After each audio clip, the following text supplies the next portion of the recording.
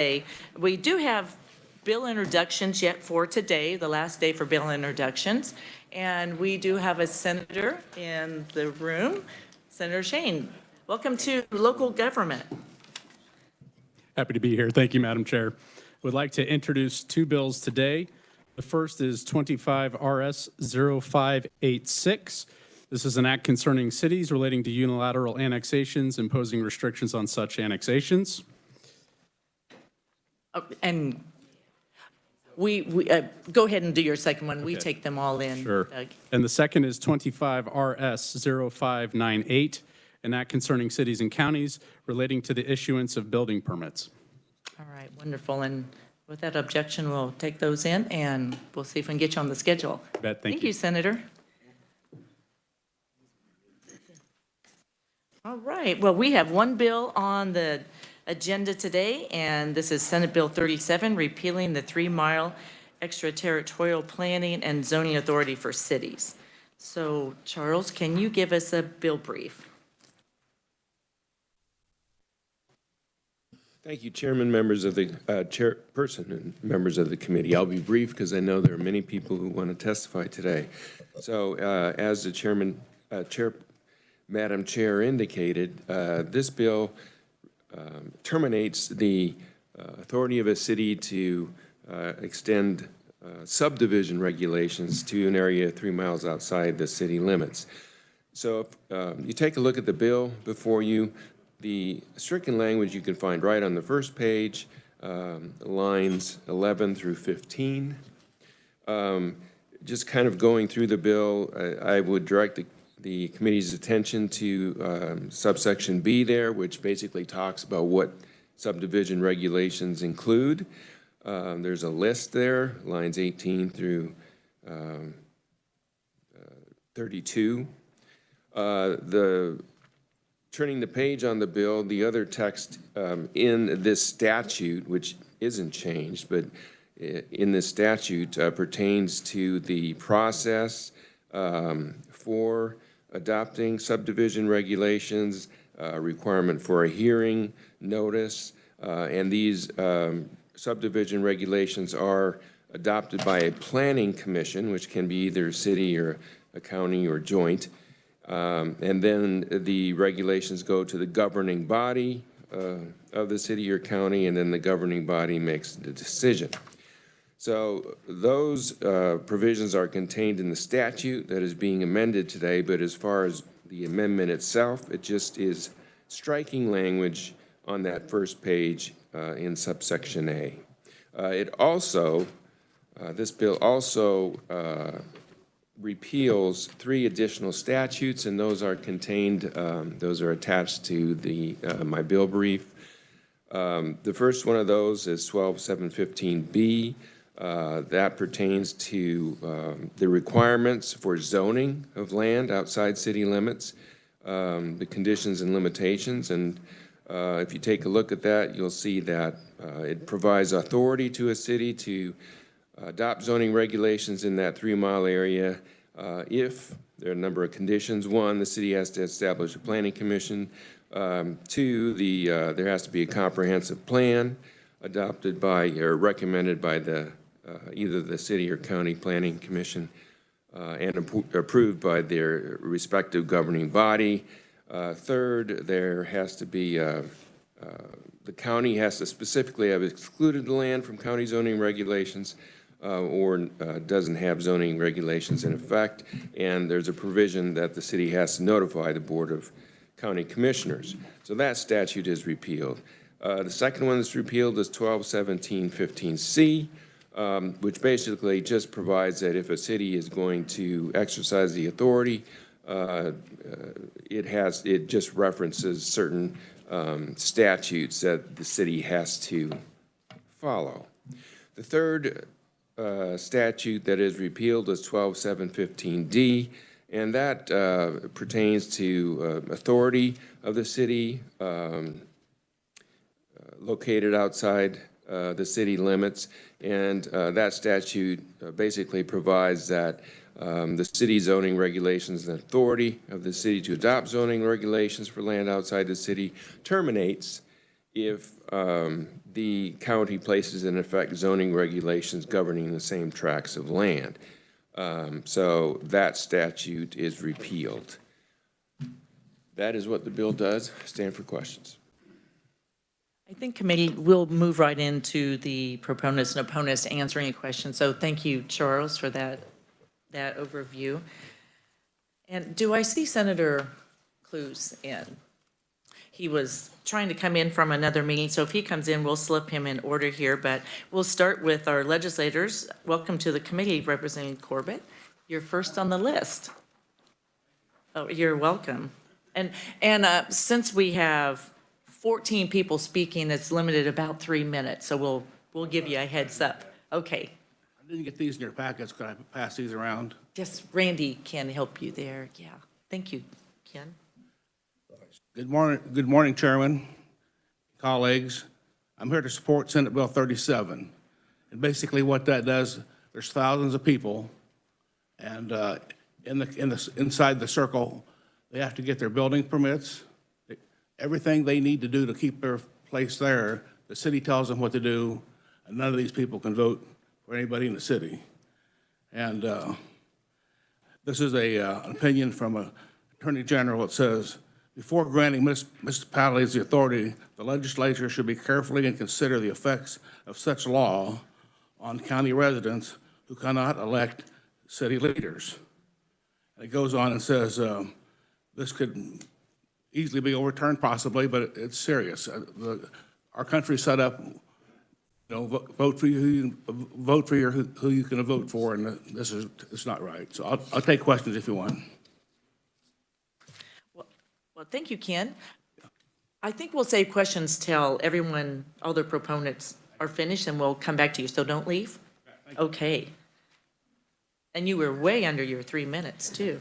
So, next on our agenda, and this is how the testimony came in, that Randy sorted this, and thank you to Randy, our assistant and committee assistant, that this was a lot of work putting your packet together, so you're all complete in there. So our next is Desiree Petra, and you're a private citizen. I'm terribly sorry if I really messed up your name, but welcome to the committee. Thank you for having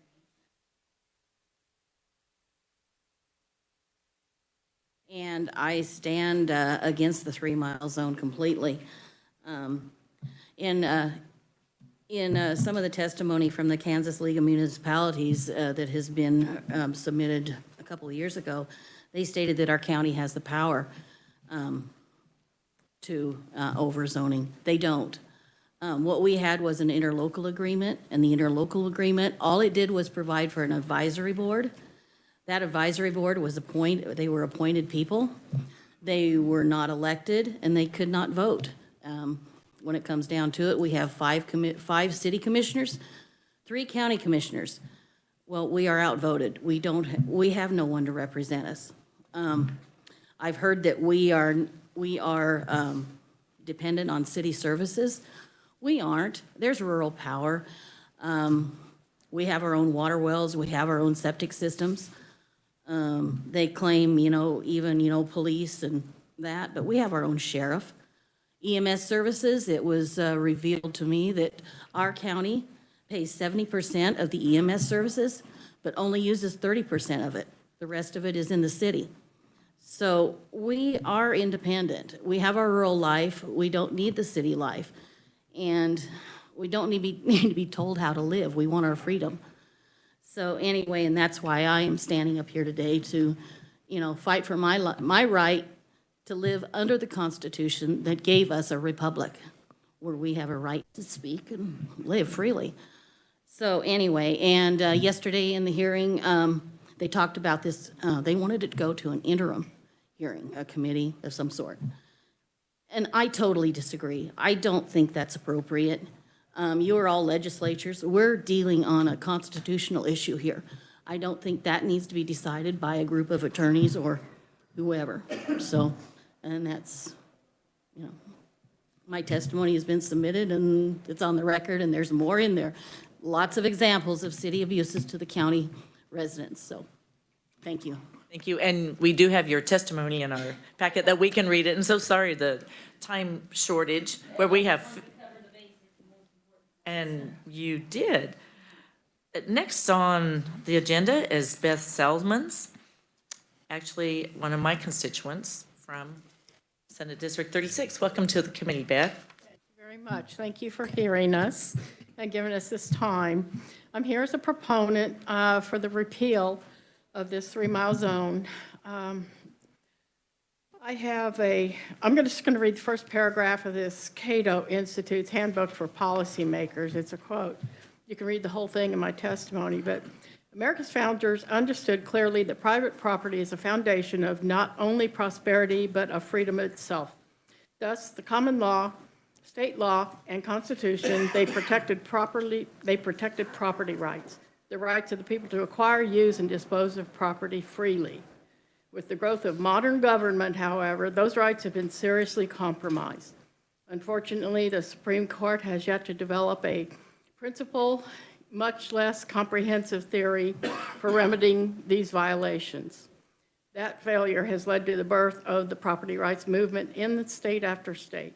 It is now time for Congress to step in to correct the federal government's own violations and to set out a standard that courts might notice as they adjudicate complaints about state violations. Now, we can just replace state there with the Congress. I think the more local our government is, the more representation the people have. And this 3-mile rule is putting people's property rights in jeopardy. They've moved to the country. You might have a generational farmer who has been encroached enough that he can't run his operation. He can't run cattle. He can't have a goat farm or you can't even have chickens on that property because the city says, no, you can't do this. You're in the 3-mile zone. That's just not right. That is regulatory takings of property rights. These people don't get to vote for anyone who is putting these regulations on, and they don't get to run for office so that they can represent themselves in there or their neighbors. They've just been stripped of those rights. And I'm just going to skip through. You can read my entire testimony. Yesterday, before I went into 2025 hearing, I was told there's a problem down in Waverly. There's a gentleman that has 20 acres just north of Waverly within that 3-mile zone. He found a buyer. The buyer wants to buy it, but he has to have a barn. He wants to put a building up on it. So he went to the city. City says, no, we don't have anything to do with that. And so then that buyer goes to the county. The county said, well, we can't issue that permit. The city issues those permits. And so he's in a quandary. He can't sell his property, and the buyer can't buy the property because this 3-mile zoning is interfering with that. And there is example after example of this. So that's why I am in favor of the repeal of this. Thank you, Beth. You're welcome. Thank you. Next, Angel Cushing, private citizen. Get one more minute. Do you want me to put my finger on? Yeah, I think you're perfect. Good morning, Angel. Good morning. My name is Angel Cushing. I am in favor of SB 37. I got into property rights advocacy because of this issue. I live in the Flint Hills of rural Lyon County outside of Emporia. Back in 2019, I discovered an attempt to try to ban barbed wire fences within Lyon County. So that's the entire county, to ban barbed wire fences. To me, I took that as a direct attack on livestock production and an attack on my grandchildren who rely on meat to keep their blood sugars low as they are type 1 diabetics. This is how I got involved in this issue. What I discovered is prior to this joint planning and zoning, there was a metropolitan area planning and zoning. This taught my county commissioners to be subservient to the city. And just to put that in perspective, one of our county commissioners currently today, he is a county commissioner because of this issue. We did a protest petition to fight back those regulations in our county, and he was one of those people that helped me knock on doors to collect petition signatures. He's a county commissioner. I talked to him yesterday and I said, you know what, you guys are still in a metropolitan area planning and zoning. And he said, no, there was a resolution passed wanting out of it. But on the back of my testimony, I actually have screenshots of the City of Emporia's website and of newspaper articles talking about the metropolitan area. Now, I took those screenshots 2 days ago. They're still claiming they have a metropolitan area, yet right here is the resolution passed by the county commissioners getting out of that metropolitan area planning and zoning. The significance of that is in the past few months here, under the metropolitan area planning and zoning, the City of Emporia annexed more land for a hospital that nobody wanted. The county commissioners are on record in the newspaper being totally against this annexation. So this is a theft of representation. The people in the 3 Mile area do not have a right to vote on any city commissioners. On the front page of that, I put a graph of just how it is made up in our county. If you will notice, the city automatically has the majority. I have not found one place where there's a metropolitan area where that has not been the case.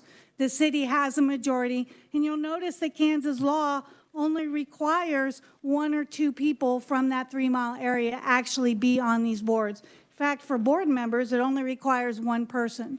So they have the majority vote, the city does. Nobody in that 3 Mile area has a vote on any of those city commissioners. It is a theft of representation. Another representative told me about Independence, Kansas, where they have absolutely no county zoning whatsoever, but the city of Independence has a metropolitan area, and they have permits that they have to get from the city even though they are in the country. Great Bend is another example. I forget the name of the county there. Barton County, I believe it is, said absolutely no to an industrial site of solar energy going in there. The energy company went to the metropolitan area, and they are now working on getting that done in that 3 Mile area. So please support this and restore our representation. Thank you. Thank you very much, Angel. And I see Senator Clues popped in, so Melissa will have the senator just speak just quickly because he has another meeting, he told me. So welcome to the committee, Senator Clues. Thank you, Madam Chair and Vice Chair. Thank you, committee. Excuse my voice, just kind of getting over a little cold here, but I'm standing here today to submit my testimony to the committee in support of repealing the 3 Mile zoning. I currently live within that zone and am really beginning to learn some of the ramifications of that, the pros and cons, of course, but this regulation definitely is something that is not fair to the citizens that live in there because they don't get the representation that is due to them. I think we heard from Representative Corbett concerning the legality of this. He talked about the opinion of our AG on it. And so I don't want to take too much time on that. But at the same time, I would like to see this bill move forward. Obviously, it's going to be up to this committee and on the House side. And if you haven't heard the testimony there, I'd encourage you to listen in on it. But in the best of worlds, I'd like to see it out on the floor, get debated, and go forward. But at the same time, as I've been listening for the last couple of years on the different sides of this, I realize that there are a lot of complex things and a lot of things that have got to be worked out.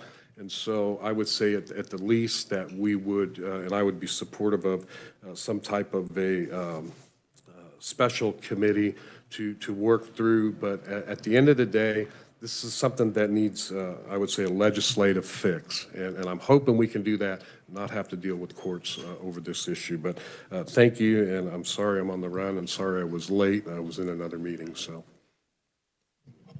Senator Clues, since you have to go on, Senator Fascodo has a quick question, and then we'll let you go, and then we'll go to our last proponent. Thank you, Madam Chair. Senator, it's an easy question. So what would you think is the greatest opposition from those that don't support this legislation? Do you think they'd lose money, power, control? What would be their greatest opposition? Well, what I'm hearing, because this thing has been enacted for so long, there's just a lot of complexities, a lot of different agreements that would have to be looked at. So trying to sort through and just make sure we're doing it right. But I really feel it's unconstitutional. It's just after 50 years, how can we get this? I've seen a lot of things that come up that need a legislative fix, but then they die in committees. And so I don't want that to happen. I think there's been a lot of people that have been overly patient to see this fix come. And here we are again on this topic, and it still hasn't been dealt with. So whatever it takes, and sometimes that's a little bit of a deeper dive, I guess. Thank you, Senator Cluse. You hop onto your committee, and I know when we step out, we miss things, so thank you for coming in. Last on our proponents list is Melissa McAllister, a private citizen. Welcome to the committee, Melissa. You get to wrap up the proponents, and then we'll ask questions, all right? And members of the Senate committee. My name is Melissa McAllister. I'm a fourth-generation Lyon County citizen supporting Senate Bill 37 to repeal 3-mile zone. Senate Bill 37 is considering Statute 12749, which implies intent of lawmakers for unilateral subdivision authority. Kansas Statute 12749 delineates consistently either the county or the city, but not both city and county simultaneously. Senate Bill 37 is considering Statute 12715D, as in Delta, which also implies intent of lawmakers for unilateral authority. Either the city or the county has authority, quote, governing the same tracts of land which are in reasonable conformance with a comprehensive plan, end quote. I do not believe that Statute 12715D, as in Delta, should be repealed. In fact, adding the descriptor unilateral in front of the words comprehensive plan would relieve ambiguity regarding intended unilateral authority over a tract of land. Lyon County chose an interlocal agreement between City of Emporia and Lyon County regarding 3-mile extraterritorial planning and zoning authority, which lasted from February 2000 through February 2021. Section 9C of Lyon County Resolution 11-00 states that, quote, upon termination of this agreement for any reason, all land use regulatory authority of the county shall again apply to all unincorporated territory designated as the growth area, end quote. Resolution 11-00, Appendix A map, changed in February 2021, which vitiated the interlocal agreement. There are no growth areas governed by interlocal agreement or 3-mile extraterritorial authority in Lyon County, and yet, City of Emporia continues to use language indicating that City of Emporia leaders believe extraterritorial growth areas still exist in unincorporated Lyon County. Lyon County no longer uses the term growth area. Instead, development corridors are identified on the current Appendix A map for Lyon County zoning regulations. The current Lyon County Development Corridor map gives no indication that those unincorporated regions are set aside for the City of Emporia urban and industrial development. In fact, KSA 192961 defines subdivision of land in unincorporated areas where county provides all water, electricity, sewage, street development, etc., of unincorporated growth corridors. Lyon County Commissioners have indicated this direction for unincorporated county subdivision. Please strengthen the unilateral authority of Kansas Statute 12749 by making the text changes presented in Senate Bill 37 and consider the recommended text changes to Kansas Statute 12749 presented in my written testimony. It's at the bottom of the letter. Thank you for your time. Thank you, Melissa. Thank you very much. And you have a very concise testimony, so thanks for that. I believe, committee, if we go to just like a little after 5 after for questions, and then we'll hop into the neutrals and the opponents, and we'll still be on time. I know this isn't as much time as you want, but it's the same amount of time for everyone, and that's the best way to stay fair, I believe. So do we have questions for the proponents?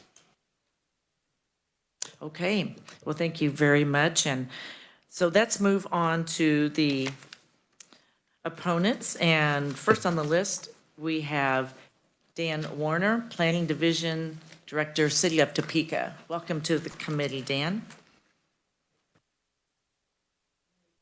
Again, right around 3 minutes, and we have a timer up here, so we'll give you a thumbs up. Okay. Do my best, Madam Chairwoman, sorry. So I want to talk specifically about the 3 Mile as it relates to Topeka and Shawnee County. So first point to make is Shawnee County has zoning authority outside the city, including the 3 Mile area for the entire county. Shawnee County also has building permit authority outside the city, within the 3 Mile area, and for the entire county. So what we're talking about here is the city's subdivision or platting authority within that 3 Mile area. So the first thing I want to bring up is my staff has been working with a developer over the last few months for a new 40-lot residential subdivision that's adjacent to the city. This proposed subdivision will be connecting to city water and sewer and requires annexation. It's a logical development based on the development within the area and the significant investments that have been made in water, sewer, streets, police, and fire to serve those city neighborhoods. The key component of that development is that it's available for it. So my next point then is Shawnee County's platting exemption rules. So a platting exemption is what it takes to divide property without a subdivision plat, without dividing the property through a plat. Shawnee County's exemption rules are 3 acres and 200 feet of frontage. So again, if a property has 3 acres and 200 feet of frontage, it's eligible for a platting exemption that doesn't get reviewed any otherwise. So the property I mentioned with the residential development is 25 acres. It has 1,000 feet of frontage. So under the Shawnee County's platting exemption rules, that property could have ended up with 5 lots, piano keyed out along the road frontage. So 5 lots within that 25 acres versus the 40 plus lots that we're talking about with this residential subdivision. So what the city did in 2015 was adopt an urban growth area and change the platting exemption rules within the 3 Mile area, essentially made the exemption rules more stringent. The goal was to protect the 3 Mile area, certain parts of the 3 Mile area for the city to grow into. And the reason for that is to, multiple reasons, but in a nutshell, capture a higher population to share the cost of services through property taxes. So back to the point about the 5 lots versus the 40 lots, the 5 lots are not going to do a good job of paying long-term maintenance for sewer, water, those sorts of things. The city really doesn't have much interest in annexing those 5 lots and growing 5 lots at a time. The real interest is to grow more dense, to have more lots, to help share those costs of services throughout the city. Another point to make here is that Topeka, like most cities around the state, has a housing shortage and needs more housing to be built within the city. So overall, City of Topeka urges the committee to reject the bill, and I'll be happy to answer questions later. Well, thank you, Dan. You were just right on the mark there. And stick around, we'll have questions at the end.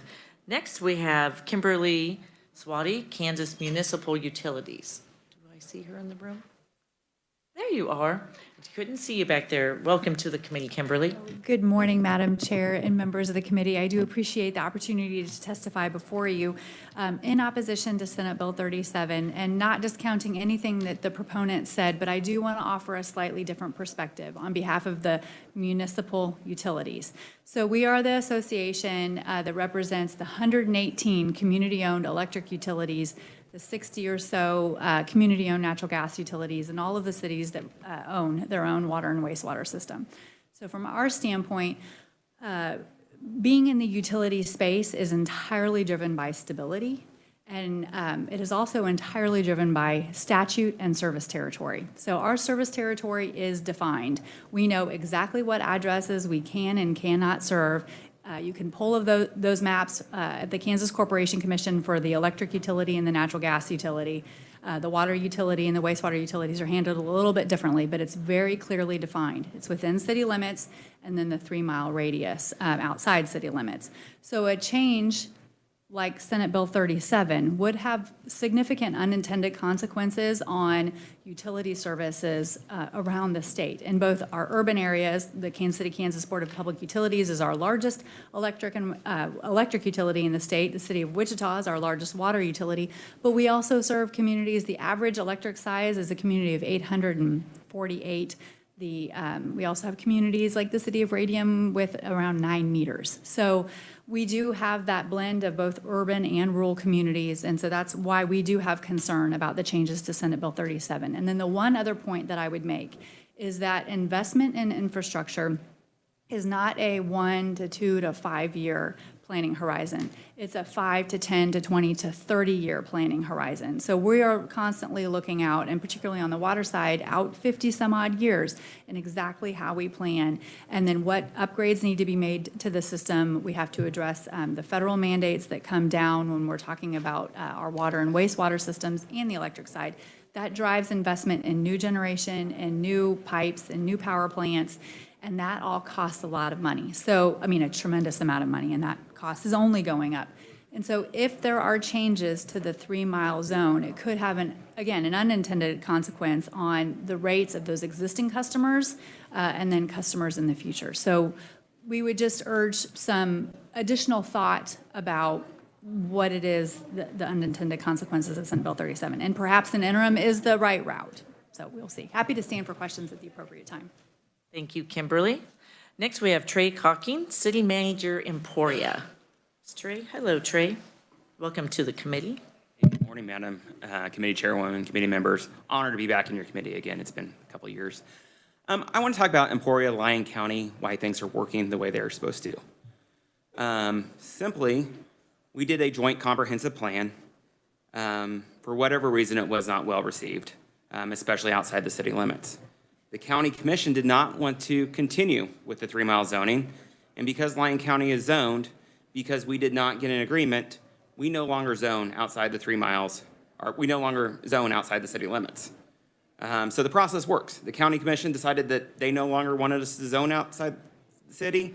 Since they're not zoned, or since they are zoned, we can't zone outside the city now. Now, yes, we would love to enter into an agreement with the county where we did that future growth corridor, but we don't have that today. But in order to do that, the county commission would have to give us permission to do that. I also want to talk about briefly the annexation that was mentioned. That was a consent annexation. Stormont Vale bought property that was just outside the city limits. They asked for that property to be annexed into the city limits as a consent annexation, and that's what we did. It wasn't a unilateral annexation. It wasn't anything else other than a pure consent annexation from a property owner that wanted their property to be inside city limits. Madam Chairwoman, I'll stand for questions at the appropriate time. Well, thank you, Trey. Next in the room, we have 2 WebExes at the end after Nathan. Nathan Eberlein, Executive Director of the League of Kansas Municipalities. I thought I saw you back there, Nathan. Welcome to the committee.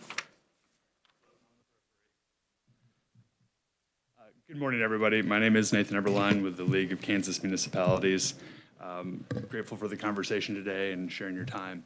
I'd just like to emphasize a few points. We heard a lot of talk from the proponents about the Constitution and the individual rights that we have, and they are critical and should be shaping each of our conversations today. I need a few more inches up here. All right, yeah, all right, I can slouch. All right, we heard a lot about constitutional rights, and they are critical and should be shaping our conversation today. And don't dismiss that in the least. The Constitution also creates the governing bodies that exist that help us establish the rules that help us all live together in the communities that stretch all across Kansas. We heard mention about the importance of government local, closest to the people, and that's a point that we also want to emphasize.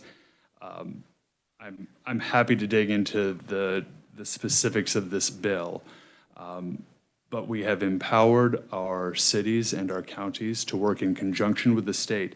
And I don't want to just emphasize each of these points that I have in my testimony. You can see right here how broad the effect is going to be on so many different specifics.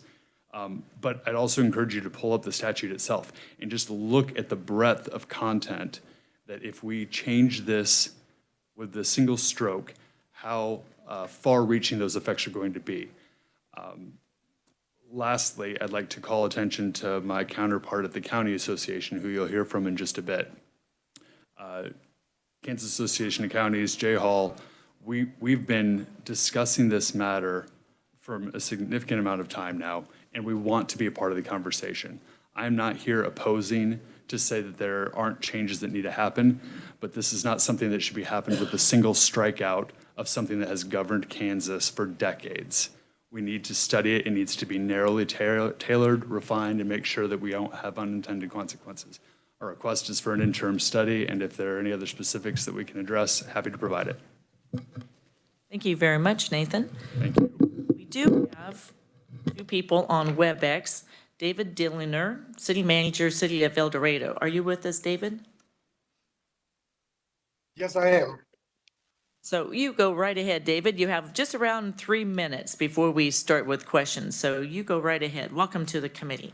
Well, thank you, Madam Chairman, or woman, and committee. Hopefully this works. Yesterday it locked up on me, so we'll see. I would like to oppose the bill only on the grounds that we feel that it just needs, we don't want to oppose it. We want to oppose it on the grounds that it doesn't need to be eliminated. It just needs to be revised and tweaked, and we think an interim committee could be appropriate for that. Clearly, what is necessary is balance. We've heard from rural folks, we've heard from urban folks. It's important to balance those interests as we look at this. Cities use this as a tool to plan and plan its improvements that are water, sewer, electric, and natural gas. And as Ben mentioned, those are very costly investments. And what we do is we look into our growth areas and we project where we're going to be growing so we can make the best investment for our communities so that as we grow, we can serve those adequately and in the most feasible way possible. In the case of Butler County, I was looking at our ETJ a little while ago, and our ETJ, while governed under the laws of the state, we have an interlocal agreement that provides which governing party is responsible for what. And it works very well. So in our case, El Dorado is responsible for the zoning of the 3 mile area, but it has to go through the county commission. They have to basically endorse the proposed zoning before it goes into effect. And then once that zoning is in place, all the building codes, the subdivision regulations fall to the city, but the building codes and anything that's really specific to building goes to the county. And while that can be confusing at times for residents within that area, it does work, and we do work through it. So there is probably an opportunity to look at that and clean it up, make it a little easier for residents to understand. But it's important to have those pieces in place so that cities can grow in a prudent and feasible manner, and we can do so without requiring an unnecessary burden to developers and to residents. And also, as been mentioned, our state does need housing, and this is one of the ways that we can plan for and provide for additional housing within our state. So I'll stand for questions if anybody has any. Thank you very much, David. And last, we have Jackie Ruckel, a private citizen. Are you with us, Jackie? Can you hear me? Yes, we can. Go right ahead. And we have around 3 minutes for you, Jackie. Okay. Thank you, Madam Chairman. I am here on my own behalf, and I am opposed to SB 37. I believe that maintaining buffers around cities is crucial for several reasons. I own 160 acres near our small city. I am very comfortable with the city having knowledge of what occurs on my land. I believe such oversight is necessary for a thriving community. Seeing a community grow and prosper in a positive direction should be a shared goal. Because believe it or not, there are people out there only for themselves when money talks. I have 3 small children that go to our brand new small town school, And I would hate for something to move in right next to our town that makes it less attractive. That would cause people to either leave or hamper our growth altogether because they don't want to be here. Our town has survived setbacks, such as the highway going around us, but we've adapted and we've grown towards that highway. Our population has fluctuation, good and bad, but we're on the track of once again growing. But taking those buffers away would cripple us even further. I think the lack of coordinated growth and development leads to chaos. I think some think they can just come in and just put whatever they want, wherever they want, not really realizing the effects on our communities or our neighbors. We're just supposed to live with it. Not to mention when one says, my land, I can do whatever I want. Well, when it affects my property values, I think I should be a part of the conversation, as should your city and your local government. Where keeping these buffers brings everyone to the table to discuss best plan moving forward for growth and prosperity. I think the cooperation is key with our local governments, and I think that's what these buffers accomplish. Thank you for your time. Thank you very much, Jackie, for being with us. So I think we have time for questions, then get to our two neutrals before we adjourn. And Senator Reichman, would you like to introduce your guest just quickly? Yes, a few people that came into the building here, they're from my area, Montezuma. They traveled over 300 miles to get here, and I'm so proud to have them in our county and Meade, and welcome. Or they could be in Gray, too. I'm not for sure where all they live. But anyway, thank you very much for the local government committee. Well, thank you for popping in and watching the legislature at work. Do we have questions for the opponents? Senator Titus. Thank you, Madam Chair, and whoever wants, this might be for Nathan, but whoever wants to answer this. So I have some familiarity with this because of my Senate district. There are two areas that are highly populated and subdivided, but are part of townships and not part of municipalities. So I've seen a lot of the pros and cons and back and forth on this. My question would be, Shawnee County gave this example, and I know in Manhattan's testimony, they didn't mention Pottawatomie County, but that's where they've had most of their conflict. There's interlocal agreements that govern this in the 3 Mile area. So who's doing this without an interlocal agreement? Do we know any idea how many cities are just unilaterally doing this, or have we all pretty much settled into these agreements and it's not an issue?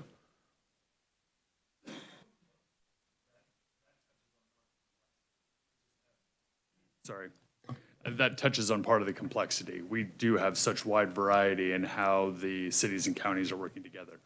We have examples where it works exceedingly well. We have examples where there is plenty of tension. One of the pieces, and I guess I again will talk to Jay because it's been a similar theme that we have emphasized from the city standpoint and from the county standpoint. If Kansas is going to realize its great potential, I'm sorry.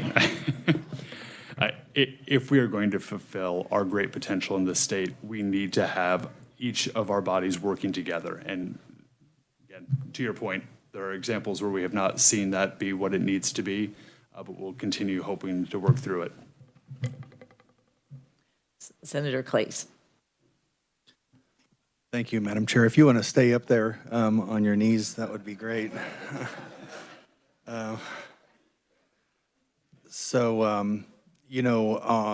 First of all, I'm from an area that is growing very quickly, northwest Wichita and Mays. So just on the surface, I'm inclined to think something like this is a good idea simply because, planning for flood zones and things like that, it just seems like just good governance. However, listening to folks today, I guess that's why we have these turn me around on the issue a little bit, actually quite a bit, significantly. I'm actually more inclined to vote for this, and I'm just wondering if the issue isn't just this, the way this is written, because as someone astutely noted, you've got a situation where one government entity gets to make a decision about your land, and you don't even get a vote for that those people in that government entity. That seems very problematic to me. I just wonder if maybe instead of making this issue about should we have this or not, that there should be some other way that cities can plan their growth. Why don't they just go ahead and annex it and then plan, or maybe giving them a short amount of time to do it? I know somebody mentioned forecasting 50 years. I don't know, 50 years is a long time to forecast. I barely trust the weather 7 days out. So the idea, that if it were limited and they were actually planning it, like if you're in a high growth area and it's planning to move in a direction, to give them maybe some more leeway. But then for those cities that are just stagnant and not growing, but they're, forever holding on to a 3-mile area and controlling it, they wouldn't, have that luxury because the time would expire because they're not moving in a direction. Anyway, I just want your thoughts on that because it just feels like there's a third way here that we're missing entirely because, again, the most compelling argument I've heard today is not being able to vote for somebody that has power over your land. That just seems just fundamentally wrong. So Nathan, real quick, and they'll have to move on. Absolutely. And hopefully Jay can even fill in some. So I don't want to put words in your mouth, so you can just yell at me if I'm wrong here. But I think that we're in agreement. And it's to the point that you heard from Kimberly, it's the point that you heard from David. We need to look at this. I know I minimize the issues that you've heard from the proponents, but this needs to be a scalpel. This cannot just be a broad stretch where we are eliminating something that has governed Kansas for many decades. We do need to figure out what that is. And we want to be at the table helping however we can. We need to have the conversations, happy to do so, and hope we can go to an interim. So would you support this bill and then just coming back and coming up with a new bill that could stand on its own and everyone could gather around and support?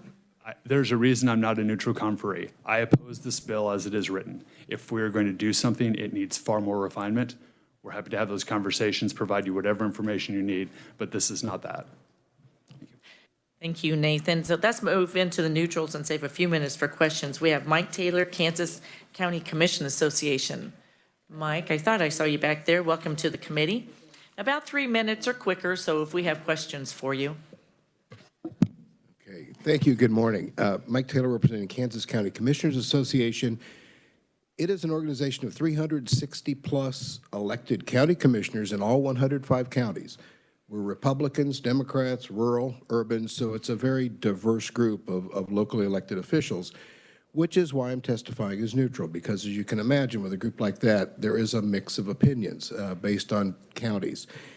We are going to ask that this be put into an interim for further study. As you've heard, it's a very complex issue, and I think advancing Senate Bill 37 right now would lead to all kinds of unintended consequences. This has been in statute for 60 years, and for good reasons. It allows for orderly growth of communities, including, as Kimberly Swati talked about, utility services. There's infrastructure. There's a number of issues that play into this, and I think they need to be studied further. I also have realized that cooperation between county commissioners and city councils is critical in working out some of these interlocal agreements and arrangements to make this fair for everyone. I don't think you can do that in this hour hearing. So eliminating the 3-mile zone without more discussion, I think would in fact lead to a lot of unintended consequences. So we would ask that we put this into an interim and give it the kind of time that it deserves to sort through this very complex issue. Thank you. Thank you, Mike. And our last conferee today is Jay Hall. Welcome to the committee, Jay. And you get to wrap it up, and then you stay up there in case we have questions. Okay? Excellent. Thank you, Madam Chair, members of the committee. I am Jay Hall, the Deputy Director and General Counsel for the Kansas Association of Counties. We want to get an interim for this bill because we do feel like this is a very complex issue. We simply do not know what would happen if we were to eliminate the 3-mile zone completely. We don't know what would happen for people that are receiving their utilities because of this 3-mile zone. Do they lose their utility services? Do their utility rates go up? We don't have the answer for that. We need to make sure that we have an answer for those individuals before we make that sort of change. We need to make sure that we also have an answer for what happens in an unzoned county if we remove that 3 mile. How does that impact those individuals? We need to have an answer for zoned counties where what happens to the individuals if they are switching from city zoning back into the county zoning? How does that impact them? How does that impact pending applications that are sitting out there right now that could impact the growth of those communities? We need answers to all of those questions before we simply remove this area. We need to be able to study it. We need to know what happens to those people so that we have answers. Otherwise, we will have a hearing next year where we will have twice as many people in here asking us to make changes to this bill. And so that's why we are neutral on this, because this may very well be the correct solution. And we may discover that as we study it and figure that out. But we don't know that today. And I want to make sure that we know exactly how this is going to play out and know how not only the people that are in this room are impacted and we solve their problem, but we also make sure that for those individuals that aren't here today, that are fine with the status quo, that we do not put them in a position where they are here next year asking us to make further changes. I'd be happy to stand for questions at the appropriate time. Thank you, Jay. Do we have questions? Senator Fascido. Thank you, Madam Chair. Jay, thank you. So who would be the individuals or organizations that would be at the table during the interim committee meeting? So yesterday, after the House hearing on House Bill 2025, myself, Spencer Duncan from the League, Kimberly Spotty, Mark Toom from the Realtors Association, Martha New-Smith from the Manufactured Housing Association, and I can't remember who else. Several of us huddled after that meeting, and we agreed that we are going to get together and start working on a solution to this. Obviously, we've only had a day, and we haven't had a chance to all sit down and hammer this out yet. But we are having those discussions. As Nathan mentioned, the counties and the league have been meeting since last fall on this issue, but we have not had a chance for everybody to get involved and make sure that we are taking care of everybody's problems rather than creating unintended consequences for others. Senator Petty. Madam Chair, I thought it might be helpful because I kind of heard a comment made early on about an interim, about it not being elected officials any longer. So maybe you might clarify, if there was an interim put in place, who actually would be on it? Or who, I mean, we've heard from of people that could be at the table as well, but the interim committee would be made up of elected officials. From committees I've been on, situations that are deep like this, that we actually need a much longer time, a day or sometime 2 days, I would see a joint committee myself. And I am happy to ask my leadership that we work with the House and the Senate together in at least a day hearing for people to come in, but also to have ideas brought to us. So that's how I envision the situation, even 2 days, because Representative Ken, this has been a topic in the building for lots of years that you've worked on, right? So it's, as we can see with our House hearings and Senate hearings, there just hasn't been enough time to get the right answer. So you can hop up, Ken, if you have comments, but I think you've been a leader on this topic, that if we all do meet jointly for a day or two, could we work with that? Even though this could be the start of the solution, at least we gather more information on how we end at a resolution with more time. What do you think? I brought this bill up at least twice. They've had 2 years to have a campfire meeting and see what would be good for everybody. I mean, it seems like the more we try to get freedom for our people, the checkbooks come out, and if you notice, none of the people testified for it got paid today. And thanks for hanging in with us all day. My intent will be to ask leadership on your behalf, at least for 1 day for certain, 2 days for sure, if I could get that. So that would be my commitment to you, that you've been working on that. So, and how about one more comment, and then.